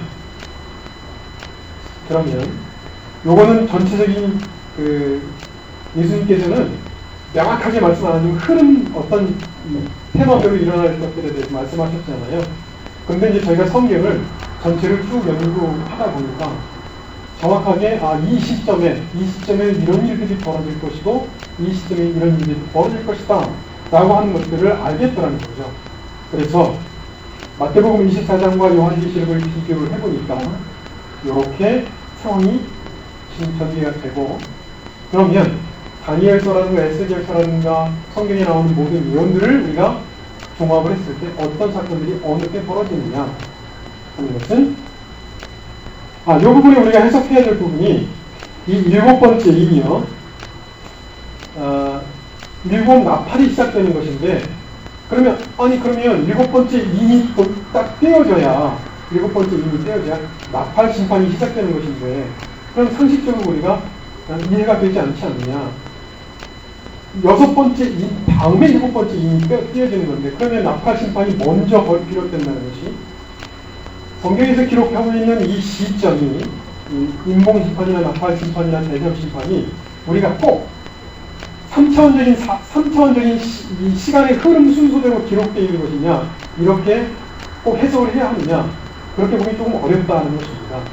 그래서 어쨌든 성경을 볼 때 여섯 번째 인이나 일곱 번째 나팔이나 대접 심판이나 끝에서부터 그 시점이 맞을 가능성이 높다. 제가 해석을 해보니까 그것이 맞다는 겁니다. 어쨌든 이제 그렇게 참고로 하시면 되겠고요. 자, 잘 안 보이시죠? 좀 작아서, 글씨가 작아서 잘 안 보이시는데, 7년 대환란의 그 사건 발생 순서, 마태복음 24장하고 그 다음에 요한계시록을 종합을 해서 성경에 나오는 사건들을 정리를 해보니까 이렇게 되더라는 것입니다. 그래서 첫 번째, 여기는 지금 중동 전쟁이 들어가진 않았습니다. 그건 이제 왜 그러냐면, 저는 제 개인적인 견해는 중동의 전쟁이 먼저 일어난다고 보고 있습니다. 그러니까 에스겔 38, 39장의 전쟁이 어떤 분들은 그것이 환란기 안에서 일어난다고 주장하시는 분들도 계세요. 그렇게 해석하시는 분들도 계시고, 어빙 덱스터라고 하는 분 같은 경우는, 그 전쟁을 유프라테 전쟁하고 같이 일치를 시킵니다. 그래서 환란 중간에 비롯된다고 해석을 하시는 분도 계세요. 그리고 어빙 덱스터 같은 경우는 미국에서 나름대로 또 이름이 있는 그 유명한 마지막 시대 사역자거든요. 그분도 그렇게 해석하세요. 근데 저는 그렇게 보지 않아요.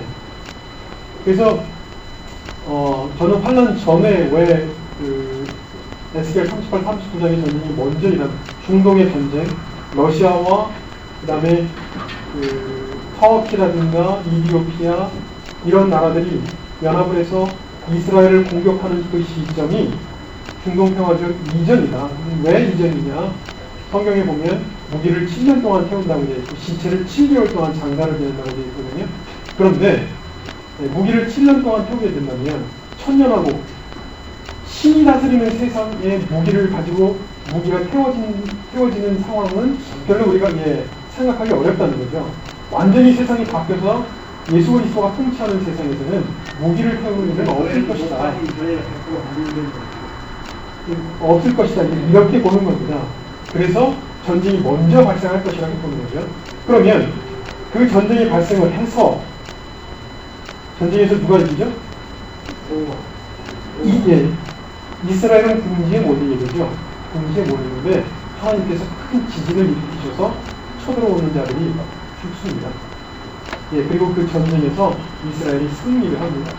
자, 그러면 전쟁에서 승리한 것이고요. 이것은 세계적인 대전이 아닙니다. 몇몇 나라가 합쳐서 이스라엘을 침략하는 전쟁입니다.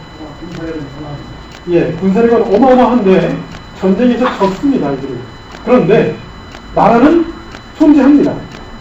나라가 사라진 게 아니에요. 전쟁에서 진 것뿐이지. 그러면 국력이 약화된 것뿐이고요. 이 상황에서 적그리스도가 등장해서 평화적을 맺어줄 가능성이 높다는 겁니다. 또 제3성전도 여러분 그것을 인위적으로 무너뜨릴 수 있겠습니까? 그걸 못 무너뜨립니다. 설사 이슬람교 국가라 할지라도 아마디네자드 이란의 대통령이라고 할지라도 그거 이란 혼자 무너뜨리지 못합니다. 이슬람인 전체가 신성시하고 있는 성지예요, 성지. 무너뜨릴 수 없습니다. 단 두 가지, 무너질 수 있는 조건은 딱 두 가지입니다. 천재지변, 지진이 일어나서 무너졌다. 가능성이 있습니다. 두 번째, 전쟁 하다가 미사일 폭격으로 인해서 무너졌다. 가능성이 이 두 가지만 상존합니다. 다른 것은 없어요. 그렇다면 성전이 지어져야 되거든요. 성전이 반드시 지어져야 됩니다. 왜냐하면 거기에 적그리스도 우상이 세워져야 되기 때문에 성전은 반드시 세워져야 됩니다. 그 아나노파라고 하는 터키의 유명한 소설가가 있습니다. 이 사람이 돈을 엄청나게 벌었어요. 이 유명한 사람인데 이 아나노파라고 하는 사람이 성전 건축위원회 사내드린 공회에 있는 그 공회원들 초청을 했습니다. 공회원들을 초청을 해서 제안을 했어요. 무슨 제안을 했는지 명확하게 발표가 안 됐습니다. 근데 그 제안 내용이 뭐냐면 당신들 그 유태인들이 제사를 드릴 수 있는 성전을 우리가 지어드렸다. 근데 그 성전이 어느 정도 규모냐면요. 그 사람들이 예측하기로 그 유태인들이 지금 성전을 예측하기로 최소한 10만 명이 예배를 드릴 수 있는 장소여야 된다는 거예요. 일정 부분 안에 들어가서 예배를 드리더라도 많은 사람들이 주변에서 그 예배를 드리는 상황을 목도할 수 있을 만큼 어떤 그런 지형이 되어야 된다는 거죠. 그런데 그런 지형이 지금 현재 성전 그것으로는 어려운 모양이에요. 그래서 그것을 지을 수 있는 중립적인 어떤 그 지역을 모색을 해서 거기다 성전을 지어주겠다고 약속을 한 것 같습니다. 정확하진 않습니다. 어쨌든 이 사내들인 공무원들이 가서 동의를 했고 발표를 했습니다. 쟤는 거시기요? 아니에요. 이건 조금 한 1년, 2년 됐습니다. 그때 당시에 발표를 했어요. 사내들인 공무원들이. 머리가 있는데 다시 안 하는 거예요. 어쨌든 이런 것처럼 성전이 또 다른 지역에 만들어질 수 있다는 거예요. 지금 성전 아니고. 그것은 이제 우리가 달리 볼 수 있는데 어쨌거나 그 성전 위에 적그리스도가 자기 우상을 세우고 앉아서 자기가 하나님이라고 해야 되기 때문에 성전은 반드시 건축이 되어야 된다는 거예요. 그러면 전쟁 때문에 지진으로 없어지든 전쟁 때문에 성전이 무너지든 무너져야 돼요. 중동 평화조약이 적그리스도가 그때 그러면 맺게 되는 거죠. 그래서 중동 평화조약이 맺어지고 적그리스도가 등장하는 것이 이 7년 대환란 초반기 때 비롯되고 그때 협약을 맺으면서 성전 건축이 허락될 거라는 거죠. 적그리스도가 마음대로 성전 건축 지금부터 하시오 이렇게 얘기할 수가 없고 성전 건축이 미리 건축될 수가 없다고 봅니다. 어떤 협약에 의해서 진행이 되어야 성전 건축이 진행될 거고요. 지금 성전 건축 기술로 최소한 6개월의 시간이 필요하답니다. 성전 건축하는 데 있어서. 그러면 평화조약이 맺어지고 나서 성전 건축 시작하게 되면 6개월 뒤에는 성전이 건축이 된다. 이런 관점으로 보실 수 있다는 거죠. 그래서 곧 이어서 조금 뒤에 성전 건축이 이루어지고요. 요한계시록과 마태복음을 살펴본 것처럼 뒤에 이어서 전쟁과 기근과 지진과 온역이 환란 전방위 때 일어나는 상황으로 전개될 것이다. 그래서 수많은 사람들이 이런 기근과 온역 때문에 죽임을 당하는 일들이 벌어지거나 그런 상황들이 전개될 가능성이 높다라고 보고 있는 것입니다. 네. 네. 예.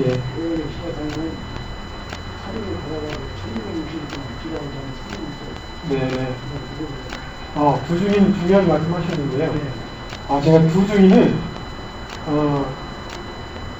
못 집어넣었어요. 왜 못 집어넣냐면, 단순하게 네. 예. 말씀을 드리는데 네. 왜냐면은 일단 다 말씀하시고 난 다음에 예. 시간 주셔가지고 그런 것 같습니다. 네. 감사합니다. 이제 저는 자연스럽고 괜찮은데 조금 왜 말했습니다. 군 입장에서 네네 우리가 이제 존중해 주시고요, 좀 이해 좀 해주시고 그러면 서로 잘 진행이 되면 좋겠습니다. 그리고 나서 여러분 배도가 언제쯤 일어날까요? 저는 성경에 우리가 예수님이 오시는 시기에 대해서 주 앞에 주의 강림하심과 그 앞에 모임에 관하여 강림하심과 그 앞에 모임에 관하여 여러분 이거 데살로니가 후서에 나오잖아요. 쭉 읽어보시면 바로 그날을 주의 날이라고 기록하고 있습니다. 주의 날. 주의 날은 하루고요. 그 한날이 일어나기 전에 먼저 무엇이 있어야 하느냐? 먼저 배도하는 일이 있고 멸망의 사람, 저 불법의 아들이 나타나기까지는 이르지 아니하리니 그랬습니다. 배도가 언제 일어날 거냐? 만약에 7년 전에 휴거가 있다면 배도는 7년 전 이전에 일어나야 됩니다. 근데 그 배도가 무엇이냐? 배도는요, 저는 이렇게 생각해요. 배도는 기독교 안에서만 일어나는 배도를 우리가 배도라고 말해서는 안 됩니다. 왜냐하면 지금 이 성경을 통해서 하나님을 믿는 사람이요, 전 세계 22억이에요. 그런데 그 가운데 기독교인은 7억 정도밖에 안 됩니다. 7억 정도밖에 안 돼요. 천주교인이 9억, 동방종교, kop트교, 성공회, 그런 식으로 해서 수많은 사람들이 하나님을 믿고 있어요. 이 성경을 통해서. 근데 그들도 동일하게 인식할 수 있는 배도여야 합니다. 그렇다면 그 배도는 많은 사람들이 인식할 수 있는 어떤 큰 사건이에요. 그래서 저는 그 배도가 단지 WCC 우리 기독교 자체 내에서 그 사건 하나만을 얘기할 것이냐 하는 거에 대해서는 퀘스천 마크를 갖고 있습니다. 물론 저는 그 사실에 대해서 주목합니다. 그것도 배도라고 생각합니다만 성경에서 얘기하고 있는 이 배도하는 일이 있고 멸망의 사람이 불법의 사람이 나타난다고 하는 개념이 좀 더 큰 개념이라는 거예요. 그래서 배도는 그다음에 멸망의 사람이라고 할 때 그 멸망의 아들이라고 하는 멸망의 사람이라고 하는 단어는 자기 우상을 예루살렘에 세울 때부터 성경에 명시하고 있습니다. 그 이전에는 멸망의 아들이라는 단어를 쓰지를 않았어요. 그래서 우리가 멸망의 아들 딱 등장하는 시점은 다니엘서 9장 27절에 얘기한 그 3년 반 지난 이후부터라고 저는 보는 겁니다. 이건 제견이에요, 제견에. 그래서 배도는 언제 있느냐? 그 직전에 있을 것입니다. 만약에 배도가 환란 초반 시작할 때 일어난다면 배도가 초반에 시작할 때 일어난다면 배도를 우리가 뭐라고 규정해야 될지는 모르겠지만 예수님은 그 배도 일어나고 멸망의 아들이 적그리스도가 등장하고 그 이어서 휴거가 있을 수 있다, 이렇게 볼 수도 있습니다. 근데 제가 보는 견지에서 배도는 그 우상이 세워지는 그 시점 이전에 어떤 큰 사건들을 통해서 모든 종교가 통합되는 과정에 기독교도 찬성태를 던지는 상황으로 흘러가는 것을 혹은 다른 종교들도 같이 통합하는 것에 한 표를 던지는 것이 대조 단계인가 이렇게 보기 때문에 이 대조를 이쯤에다가 나열을 한 것입니다. 그 다음에 멸망에 가증한 것, 그 다음에 짐승의 경배가 시작되는 시점이 환란 중간이고요. 짐승의 표가 등장하고 여기 두 증인의 등장을 제가 명확하게 얘기하기가 어려웠습니다. 환란 전에 주장하시는 분도 있고요. 환란 후로 주장하시는 분들이 계세요. 저는 뭐라고 말씀드리긴 어렵습니다. 다만 두 주인의 등장이 왜 두 주인의 등장을 여기다 넣냐면 그들이 하늘로 올라가요.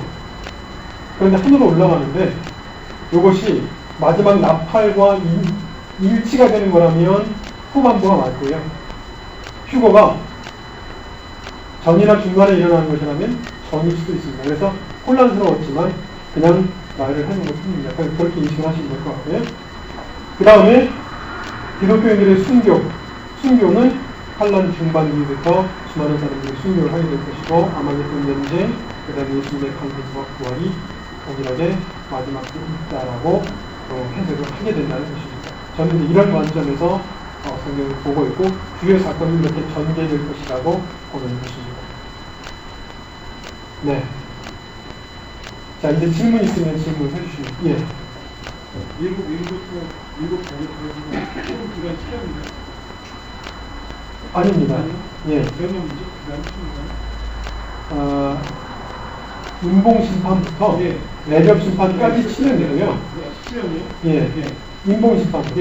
그럼 정상심판이 끝나는 시점이 무슨 시점입니까? 전반기 좀 전에 네.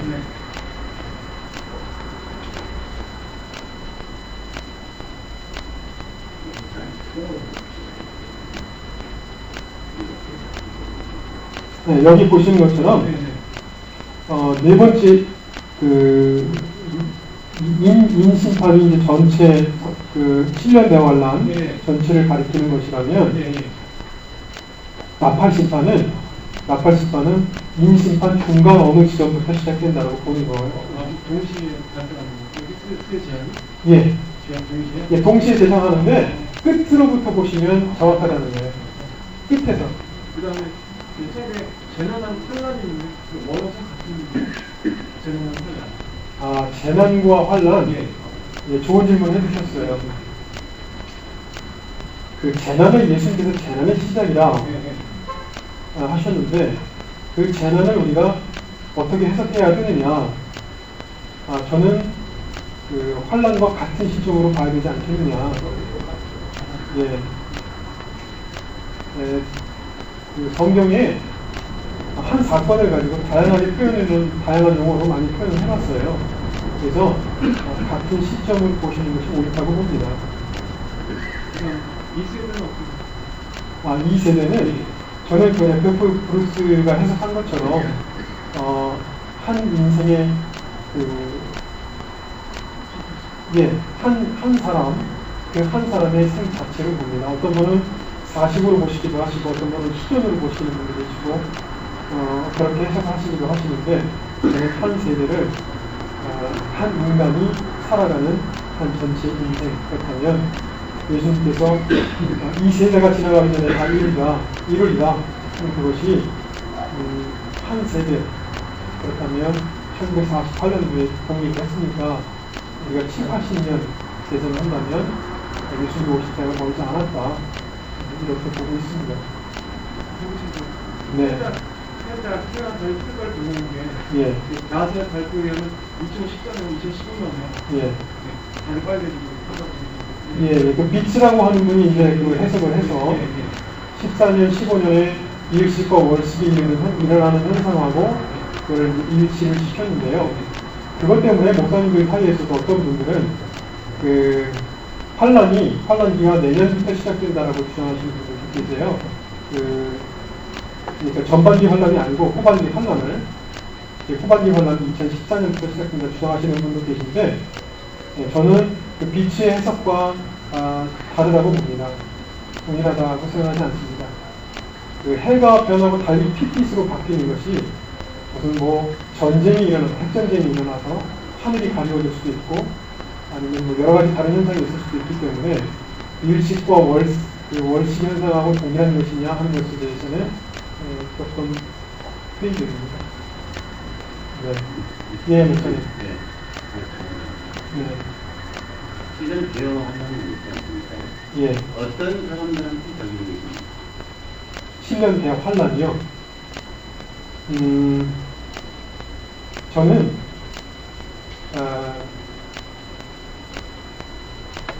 우리 모든 사람들이 또 환란을 겪어야 된다고 보기 때문에 꼭 예수 안 믿는 사람들에게 해당된다고 생각하지는 않습니다. 물론 성경에 하나님이 진노의 때를 면피하니 시험의 때를 면피하니 보셨나요? 그런 말씀들이 있기 때문에 우리 기독교인들은 그 상황을 피할 수 있는 것이 아니냐 그렇게 얘기를 할 수 있는데 저는 왜 성경에 휴거의 시기에 대해서 하나님이 이렇게 혼란스럽게 하시는가 저는 우리 인간의 속성을 하나님이 이해하시기 때문에 그렇다고 봅니다. 왜 그러냐면 만약에 예수님께서 오시는 시점에 대해서 명확하게 알 수 있도록 해놓으셨다면 그렇다면 사람들이 어떻게 신앙생활을 했을까? 어떻게 했을까요?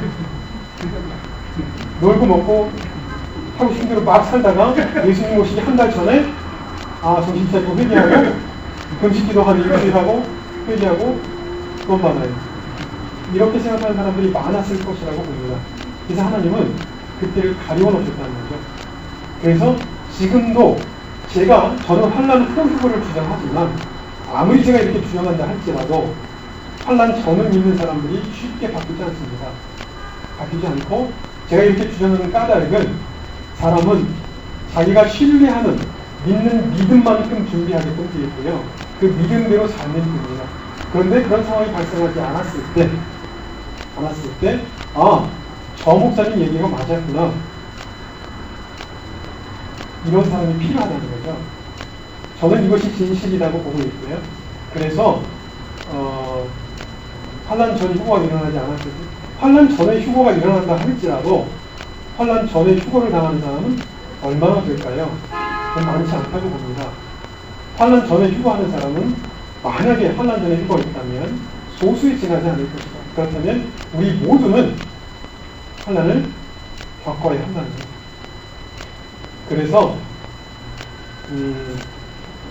그래서 주장하는 것은 아닙니다. 제가 성경을 연구해 보니까 제 견해로는 우리는 환란을 통과하는 것이 맞다. 그렇다면 우리는 순교를 준비해야 하는 것이다. 이렇게 보고 있고요. 우리 모두는 그래서 그 시험에 하나님께서 우리를 인내로 믿음을 지키는 자니라 그 상황에 다 들어간다고 봅니다. 생각 보면 예. 신선하는 날 보기 전에 안을 가거라. 네. 그런 부분을 많이 느껴요. 예. 우선 고당 9월 시험이 전에 그걸 예. 저도 제가 29년 전에 예수를 영접했을 때 종말론 때문에 제가 예수를 알게 됐고 예수를 영접했는데 그때 당시에 7년 전이라고 저도 믿고 수많은 날 하늘을 바라보면서 예수님 뭘 보시나요? 내일 보시나요? 많이 기다렸습니다. 물론 그것이 왜 하나님이 그런 신앙을 원하시느냐 깨어 있어야 돼요. 항상 깨어 있어야 되고 준비하고 있어야 되고 그것이 우리 신앙생활에 더 바람직한 건전한 신앙이거든요. 근데 제가 지금 예수님 7년 후에 오신다고 말씀을 드렸잖아요. 그럼 이제 그럼 7년 후에 오시는구나. 이제 좀 여유가 있네. 나 좀 어떻게 좀 쓸 것도 쓰고 놀 것도 놀고 여행도 좀 다니고 그러다가 예수님 오시는 거 확실해지면 좀 어떻게 좀 해봐야 되겠구나. 이렇게 생각할 수도 있습니다. 그러나 제가 환난 전 예수를 믿었다고 해서 환란 전 휴거를 기대했다고 해서 아주 신실하게 그날만을 준비하고 살아오지 못했습니다. 오히려 저는 지금 환란 후를 믿지만 예전보다 더 신실합니다. 더 하나님 말씀 앞에 순종하며 살아갑니다. 그것이 하나님 뜻이라는 것을 알고 있기 때문에 어느 시점을 믿던지 간에 그 자기가 믿는 믿음으로 그것을 받아들이고 준비하면서 살아가면 된다고 생각합니다. 네. 예, 선생님. 아, 괜찮습니다. 우리 같은 빛나리끼리 뭐. 예. 네. 그리고 민. 예. 네. 제 성경에 전에 예. 기간연도가 20년 전에 10년 그래서 네. 성경 벗어나는 것을 굉장히 위험하게 봅니다. 예. 특별히 계시록을 다루신 분들은 계시 20장 18절과 19절에 이 예언의 말씀을 거하는 자는 성경에는 모든 재앙을 되게 저항다 했습니다. 예. 예. 성경으로가 안 되고 계시록은 네. 비유로가 거의 이상입니다. 그 다음에 이 예언의 말씀을 재해서 가르치는 자, 재해하는 자는 거룩한 성에 들어감을 재해버립니다. 거룩한 성은 새 예루살렘 새 천국입니다. 제일 위의 사건입니다. 네. 거기 들어가는 것을 재해버립니다. 즉 생명체가 누구를 막론하고 지어버리겠다 그 말이거든요. 예. 그 성경은 바울도 그렇고 아무래도 거기는 기록된 말씀 넘어가지 않는다. 신명기 6장에 그렇게 나오고 많이 나왔는데 지금 일곱 일을 얘기하는데 대시록에서 이제 중심적인 게 일곱인, 일곱 나팔, 일곱 대접이에요. 예. 근데 이제 많은 분들이 일곱 일을 갖다가 네. 환란 속에 들어가고 실력 환란 안으로 이렇게 해석을 하는데 예. 그 부분이 왜 조심스러우냐면 이것은 말세의 진정이다. 지금 우리가 살아가고 있는 진정이다. 왜 그러냐면 일곱 흰말, 그 다음에 붉은 말, 검은 말, 청황색 말 요런 것은 요것을 가장 해석이 변해져 있는 것은 흰말입니다. 네. 그리스도가 뭐 그렇죠. 그리스도다, 복음이다, 사상이다 이렇게 얘기하는데 그것을 일단 또 적어두고 나머지는 전쟁이거든요, 기근이거든요, 사망, 순교거든요. 예. 이게 그러면 2000년 동안 없었다는 말이 된단 말이에요. 이것은 예. 과거에 있었고 지금도 존재하는 거예요. 네. 그래서 이것은 우리가 지금 살아가고 있는 말세 진동이다. 앞으로 더 할 거예요, 이거는. 예. 이것은 이 시대를 봐야지 이것을 일곱 빈을 갖다가 신랑을 넣어버리면 성경 해석이 무너져 버립니다. 예. 저는 계시록도 아주 오랫동안 제가 관심을 갖고 있고 네. 또 웬만한 계시록 하는 데는 저도 많이 찾아다녔어요. 네. 그래서 제가 성경 벗어나는 것을 제가 가만하게 가만 안 있습니다. 예. 목숨을 내놓고 야, 알지요, 내가 알죠. 제가 공통으로 되는데 일곱 비는 말세 진동이라 그 다음에 일곱 나팔은 말씀 그대로 환란입니다. 첫째 나팔 쓰고 환란으로 딱 들어갑니다. 그 다음에 일곱 대접은 하나님의 진동 심판입니다. 예. 이것을 명확하게 하세요. 이건 싸움할 필요도 없고 논쟁할 필요 없어요. 성경이 그대로 나와 있어요. 그러면 7년 환란이라고 하는 건 일단 놔두고 지금 일곱 비는 7년 환란이 들어가면 해석이 안 되고요. 예. 그래서 계시 6장에 나와 있는 7년 일곱 비는 말세 지금 우리가 살아가고 있어요. 근데 일곱째 인이 띄어질 무렵에 계시록 7장에 보면 14만 4천 이것을 비유나 상징이나 사상으로 보면 거의 이건 맞습니다. 네. 예. 예. 하시면 안 되고 그런 부분은 목사님과 두 분이 앉아서 말씀하시는지 예. 목사님 하신 것은 전부 지금 비먹어버리면 안 되니까 예. 그거 참 무거운 말인데 네. 목사님 얘기잖아요. 예. 예. 우리가 왜냐면 질문을 받아서 해서 예. 시간만 얘기하는 거예요. 질문인데 지금 간단 명료하게 예. 해야지 지금 벌써 한 5분 아, 예. 이거 질문이 아닙니다. 예, 제가 그 이순철 목사님을 이해해요. 그러니까 예. 두 분이 계셔가지고 네. 이제 목사님 중심 돼가지고 또 우리에게 말씀을 하시는 게 좋지. 네. 물론 다 좋으신 말씀인데 예. 좀 내가 왜 그러냐면 아니, 예. 전부 다 더하고 빼고 아니, 그렇게 자꾸 비유 가능하지 마시고. 그러니까 이 예. 일을 내놓고도 우리가 주님 앞에 가면 우리가 생명책이 지어지면 어떻게 할 거예요? 예, 목사님. 네. 지어진 것은 그 사람 이야기고 예, 목사님 이제 갈등을 없는 예, 목사님이 인 심판을 이는 예. 무조건 말씀인 게 우리가 지금 살아가고 있는 시대입니다. 예. 특별히 이것은 신앙의 고장. 지금 문맥으로 봐도 마태복음의 말씀 징조에 대해서 예수님이 딱 얘기할 때 제일 먼저 신말에 대해서 미혹에 대해서 딱 얘기한 거예요. 그 다음에 예. 전쟁, 기근 똑같은 계시록 이나 부분은 진도입니다. 진도. 아니, 우리는 이정철 목사님의 강의를 들어왔어요. 그러니까 네. 이정철 목사님의 강의로 끝나고 나머지 부분은 네. 단독으로 말씀하시면은 우리가 편하죠. 우리가 네, 네. 목사님 말씀 너무 좋아해 좋은데 예. 이렇게 계시는 거예요. 네, 알겠습니다. 예. 예. 원 목사님 말씀도 맞으세요. 예, 너무 또 이제 이수철 목사님 말씀은 인 심판 같은 경우는 이제 우리가 7년 대화는 안에 넣어서 해석하는 것이 아니라 전 세대 예수님 신약교회 시대 전 세대에 걸쳐서 비롯됐다 이렇게 그러나 이렇게 여기는 비롯됐다. 그 주체하는 것을 우리가 혹시 아니고 예. 그것을 벗어나면은 예, 예. 이제 그렇게 해석하시면, 예, 그렇게 해석하시면 견해를 밝히신 거고요. 또, 제가 우리 이순철 목사님을 좋아하는 이유는 성경이 아주 박학하세요. 그래서, 나름대로 제가 존중합니다. 지금 예. 우리 여기 전 목사님이세요. 성교회 목사님 여기 교회 좀 목사님이신 것 같은데 우리 목사님 바뀌었어요. 예, 예. 그러면 일단 목사님 시간이 다 끝나면 자유로운 시간 속에서 이렇게 들어오고 그런데 네. 이 질문을 받으면 시간이 오래 걸려버리지 않습니까? 예, 예. 그게 우리가 다 끝나고 자유로운 네. 들어가지고 30분 들어가지고 예, 예. 또 다른 질문 있으면, 예. 예. 강의를 끝내고 질문 받아요. 그게 좋네요. 그래야 이야기하기가 좋고 네. 질문해가고 있어서 사실 내 입장에서 요 해석에 대해서는 넘어가면 안 된다라고 생각을 예. 제가 지금 강의한 내용은요. 예. 그러니까 네. 끝내고 포럼만 하자. 제가 지금까지 한 내용은요, 아까 초두에 말씀드렸지만, 저 이정철 목사의 견해로 이해를 하시면 됩니다. 예, 그래서 저는 이렇게 해석을 하고 있습니다. 라고 말씀을 드린 거거든요. 그래서, 판단 여러분들이 하시고요. 취할 것은 취하고 버릴 것은 버리세요.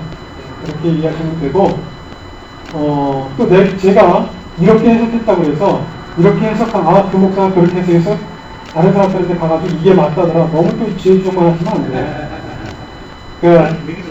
예, 어떤 사람이 성경을 정확하게 100% 옳게 해석할 수 없습니다. 예수님 내일 했어요, 예수님. 예, 그냥 견해로 받아들이시면 좋겠다는 생각을 하고요. 혹시 개인적으로 질문할 사항이 있으면 질문해 주시면 좋겠고, 지금 이제 12시 10분쯤 됐는데요. 잠시 휴식을 취하다가 저희가 점심을 12시 반에 가지기로 했어요. 그래서 조금 기다리시면 12시 반에 저희가 점심을 드실 수 있도록 서로 이제 담소 좀 나누고 계시면 점심을 갖다 드리도록 하겠습니다. 잠시 기도하고 예, 첫 번째 강의가 예. 지금 많은 분들이 휴고에 대해서 이야기를 한단 말이에요. 네. 예. 근데 이 휴고에 대해서 이야기하는 것도 뭐냐면 한나이 되면 무시무시하니까 예. 휴고 돼가지고 휴고에서 올라가고 싶다 이 말입니다. 네. 인간적인 심리가. 예. 근데 저도 그래요. 근데 지금 물론 저도 지금 전 3년만 끝나고 나서 네. 전 3년만 끝나고 나서 휴고가 되려고 나는 보고 있어요. 내 개인 견해는. 네. 근데 예를 들어서 우리가 휴고의 내용을 찾아보려면 휴고의 대표가 다 알다시피 엘리야하고 대표 아닙니까? 예. 근데 요 하나님이 애놓고 300년 동안 동원하면서 야, 너 3년 전에 내가 대구한다 이렇게 안 하셨다 이 말입니다. 네. 그리고 엘리야한테도 야, 너 4년만 충분히 감당해라. 예. 4년 끝나면 제거해가 올라간다. 이렇게 안 했다 이겁니다. 그 네. 사람들이 힘껏 다 해가지고 사명이 끝나니까 하나님을 죽어나야 되는 거다 이 말입니다. 예. 근데 쉽게 이야기 마지막 때는 휴고에 대해서는 별로 이야기를 안 하는 게 좋을 것 같아요. 왜냐하면 네. 지금 휴고를 지금 우리가 모여서 이 지금 한 것은 영적인 무장이 뭐냐면 마지막 날에는 막 기도하고 말씀하고 무장해가지고 순교로 가고 마귀하고 싸우려고 나왔지 말이지. 네. 마귀가 삐걱만 볼에 삐걱 뛰어나고 나왔습니까? 예. 예. 저기 교회가 하나 할게요. 예. 우리가 지금 여기 교회가 있지 않습니까요? 네. 후보가 없다고 하면 있지 않습니까요? 예. 1년 대환란을 우리 교인들이 통과한다고 하면 있잖아요. 예. 교회 다닐 필요 없습니다. 무슨 말이냐? 대환란. 그때 가서 왜냐면 환란 받으면 되시잖아요. 안 받으면 돼요. 그게 인간적인 힘을 안 됩니다. 그러니까요. 인간적으로 힘으로 안 된다는 것은 왜냐면 그런 얘기가. 자, 우리 이제 나중에 말씀 나누고요. 기도하고 마치도록 하겠습니다. 사랑의 주님, 주님께서 저희를 부르셨지만 저희들이 다 완벽한 자들이 아니고 부족하고 연약한 자들임을 고백합니다. 저희들이 나눈 이 말씀 가운데서 참으로 저희가 취할 것은 취하고 또 견해로 받아들일 것은 견해로 받아들여서 서로가 서로를 존중하고 그러나 예수 그리스도 안에서 한 형제자매이며 예수 그리스도를 기다리는 신부들로서 이 땅을 살아갈 수 있도록 주님 붙들어 주시옵기를 소원하옵고 남은 시간까지도 주께서 홀로 주관하여 주시옵기를 원하오며 살아계신 주 예수 그리스도의 이름으로 기도드렸사옵나이다. 아멘. 할렐루야.